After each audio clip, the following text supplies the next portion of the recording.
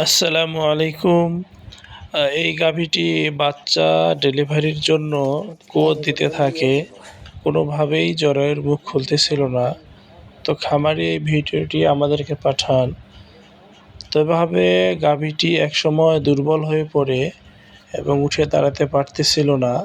তেমত অবস্থায় খামারি আমাদেরকে খবর দিলে আমরা গিয়ে গাভীটির অবস্থা পর্যবেক্ষণ করি এবং গাভী ও বাছুরকে বাঁচানোর উদ্দেশ্যে খামারির সাথে কথা বলে আমরা সিজারিয়ান অপারেশন করার সিদ্ধান্ত গ্রহণ করি এবং আলহামদুলিল্লাহ আল্লাহর রহমতে আমরা সফলভাবে সিজারিয়ান অপারেশনটি সম্পন্ন করি।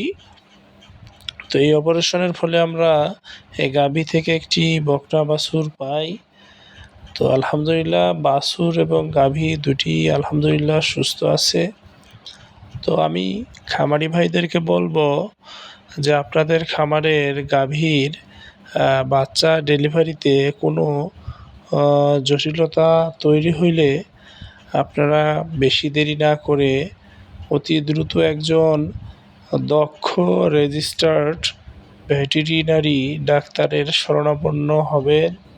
তাহলে ইনশাআল্লাহ আপনারা বড় ধরনের ক্ষতি থেকে বেঁচে যাবেন। আপনার খামার এবং খামারের প্রাণীগুলো ভালো থাকবে।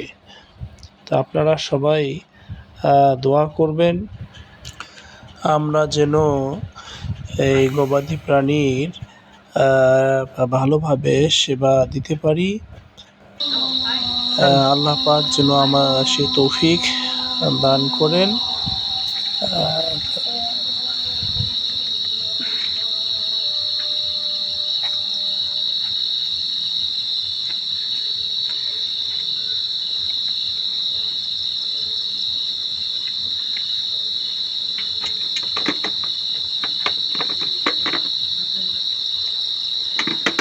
একটা দিয়ে হাত মোছার দিল পিছলে হয়ে গেছে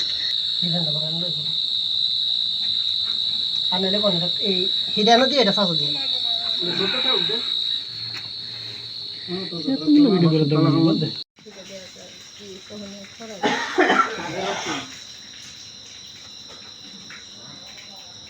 মশারি টানায় আবার কিছু মশারি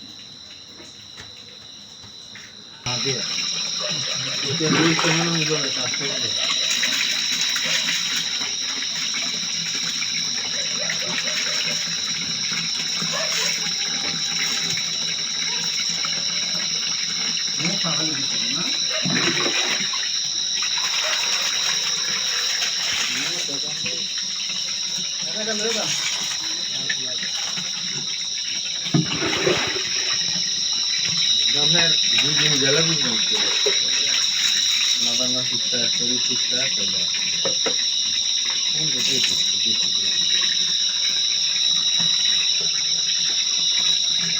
জিনিস হবে